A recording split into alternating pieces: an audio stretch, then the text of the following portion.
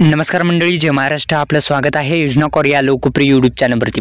एकंदरीत आपण जर पाहिलं तर नमो शेतकरी महासन्मान निधी योजनेचा 8वा हप्ता हा सरसकट शेतकरी बांधवांच्या खात्यामध्ये जमा होणार का, जाणून घेऊ संपूर्ण बातमी. व्हिडिओ आवडल्यास लाईक करा, चॅनलला सबस्क्राईब करायला विसरू नका. एकंदरीत आपण जर पाहिलं तर आता फार मोठी गरज ही शेतकरी बांधवांना आहे, कारण की आपण जर पाहिलं तर अतिवृष्टी आणि नुकसानी या पावसाने फार मोठी नुकसान केली आणि या अतिवृष्टीमुळे शेतकरी बांधवांचं पिकाचं मोठ्या प्रमाणात नुकसान झालं.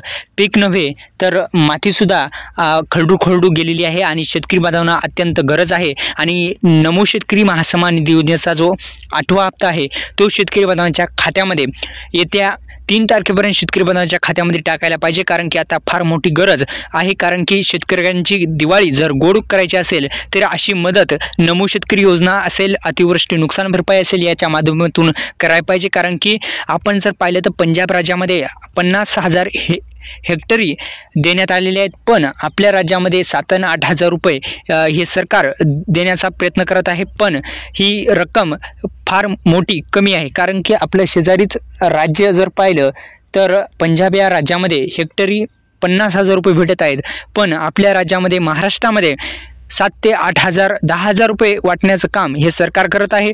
हे योग्य नाही. एकंदरीत आपल्या देशाला कृषीप्रधान देश म्हणतात, पण एकंदरीत आपण जर पाहिलं तर ही नमो शेतकरी योजना, PM किसान योजना असो किंवा अतिवृष्टी नुकसान भरपाई असो, ही लवकरात लवकर शेतकरी बांधवांच्या खात्यामध्ये यायला पाहिजे.